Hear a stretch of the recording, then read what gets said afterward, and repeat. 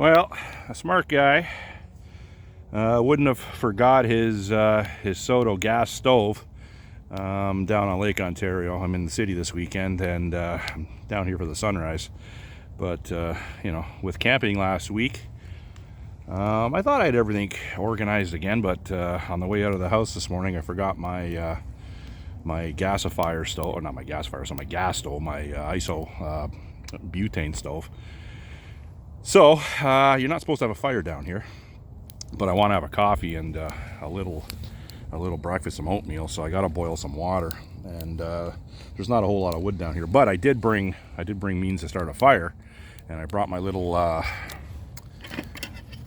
silky Pocket Boy Outback right here. So I did cut a little wood with that. But anyhow, so I gotta boil water the old-fashioned way with a little fire. Did a little beach combing for the wood. But this is the lake here. Sun's just coming up, rising in the east, obviously. But the lake is very calm this morning, and the beach is barren. But yeah, nice and quiet. CN Tower's just over there. I think you can see it. Where is it? Yeah, there it is. So I'm down at Marie Curtis Park, which is where the Etobicoke Creek empties into the Lake Ontario. So let's get down here early. I'll take my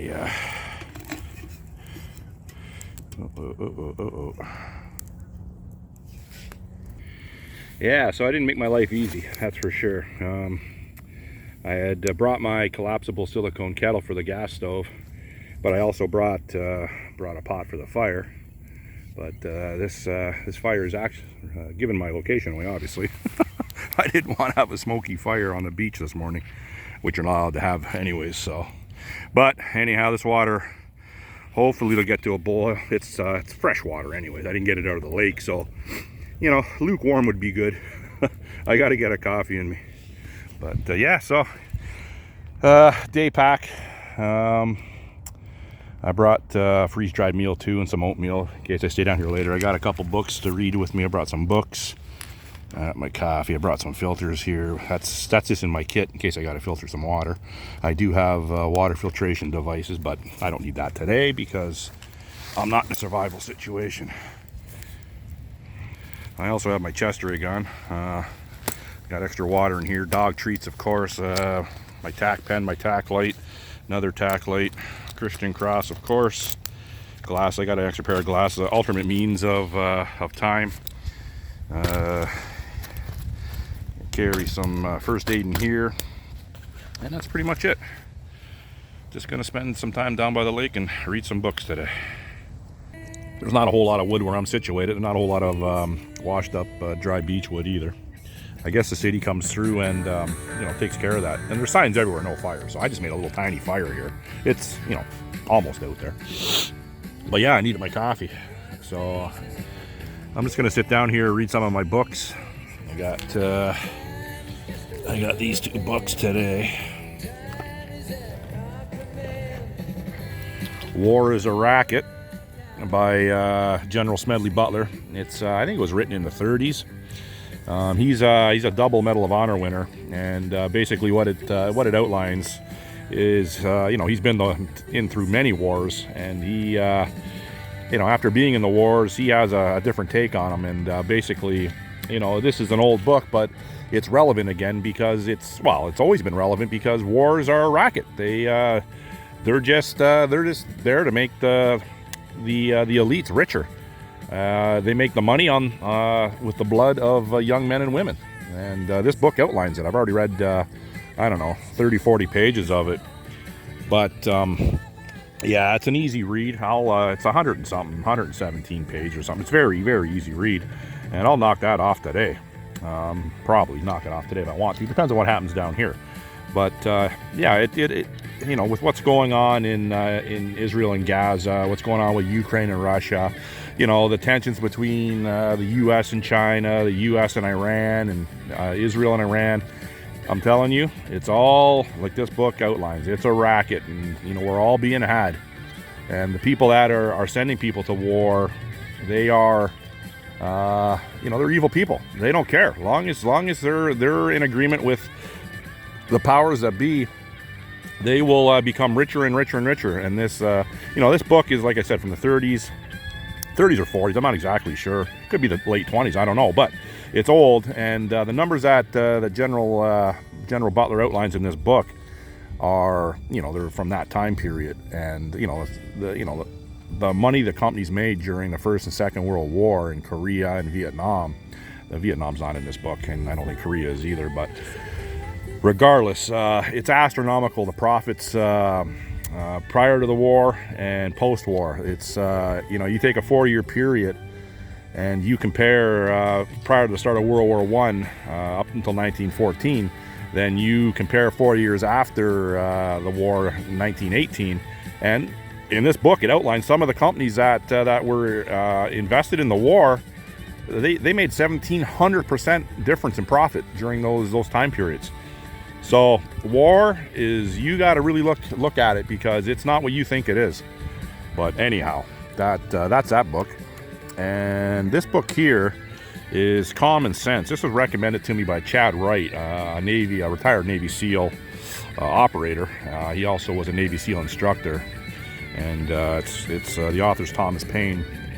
Now this is a really old book. I haven't gotten into this one yet, so I don't know too much about this.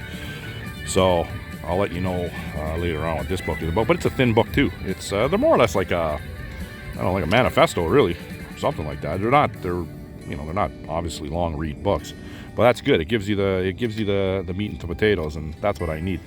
Well, I already know a lot of this anyways. It's just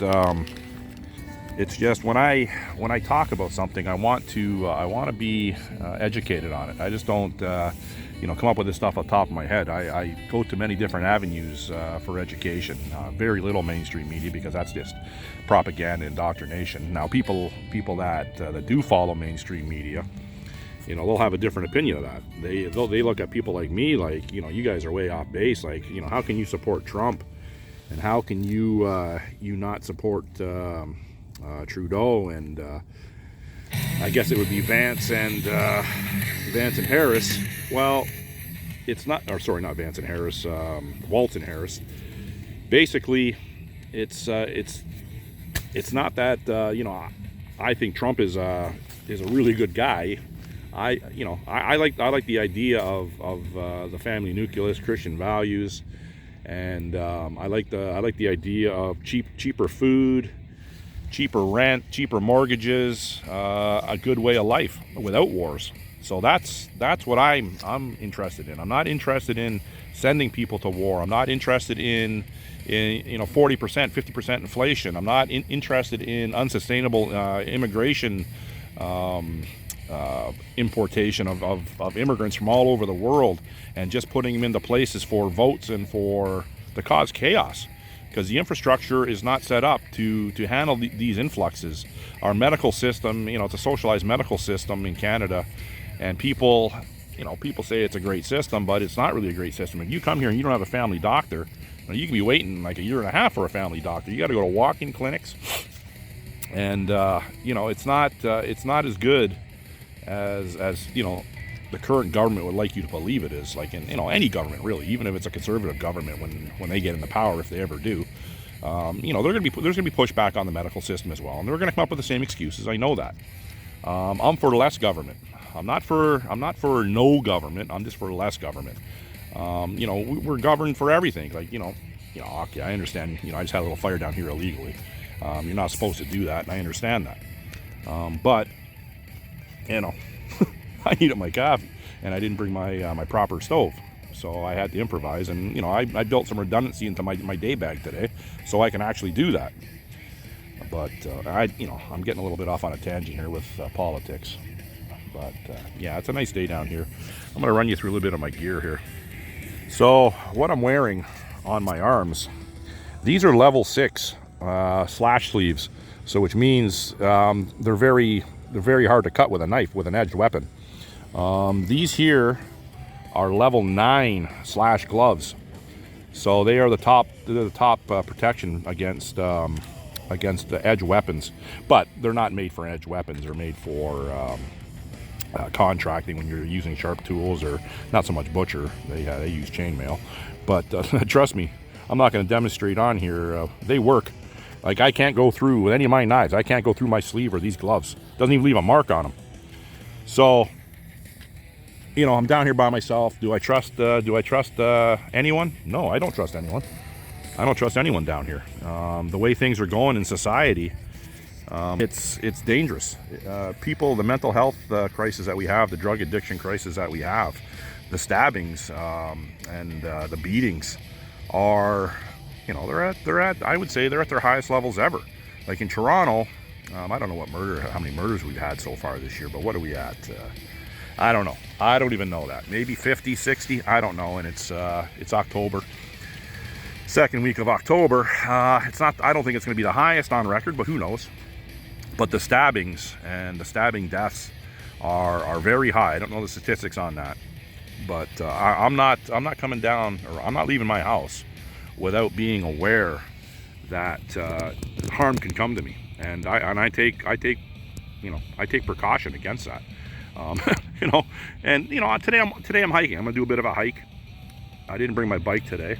My bike is a different setup. I'll be doing a video on that later. I'm still fine-tuning that, but I got a pretty interesting video coming up there with my bike. You know, you can carry different stuff on your bike. I only got today, I think that's a 35 liter pack. It's a tactical pack. I brought 1,000 milliliters of water in my Nalgene here. This it's a small mouth Nalgene. I have large mouth Nalgene bottles as well, and I also brought my Life Straw bottle in case I have to filter water, which I'm not going to today. And I also have another Life Straw, like just a portable Life Straw, in the bag. I brought my fire box, so I call this my fire box. It's got all my fire. It's got even tinder in here. It has a ferro rod in here, lighters. I lit the fire with my torch. You know, this isn't shit hit the fan situation. And I'm glad I brought this torch because I forgot my isobutane stove. You know, and that's very efficient, the isobutane stove. So it was good I brought my torch because I got that beachcombing wood up in flames very quickly with that torch. That torch is like invaluable. I got a cutlery kit with me. I brought my coffee. I brought my coffee filter. I even brought a little cream with me. So it's kind of it's, you know, and a table and a chair. So I brought my my Trekology chair. I prefer my my One Tigris chair, but it's a little bigger to pack out, and this is a small pack. There's my other kettle. I even brought the isobutane gas, but with no stove. And you know what? And it happens. Oh, in here I got some alcohol for sanitation, and I call this a sanitation pack in case, you know, I gotta go to the washroom, which I don't have to. I got water filtration tabs in there. I got wet wipes. I got some duct tape in there. Some hockey tape. Sounds like a dog fight over there. And what else I got in there? That's it. And I have I have my 30 milliamp hour battery backup bank in there. That's it. It's not like, this isn't a comprehensive pack today, and I didn't need it, but yeah, this is my setup. Yeah. And lucky I brought my, like I said, I brought my my Silky Gomboy Outback Pocket Boy, not Gomboy, Pocket Boy. So I did cut up a little wood, but very little. But yeah, there's some dog going crazy over here. I'm not too far away from civilization, as you can see. but yeah, some lady's talking to her dog.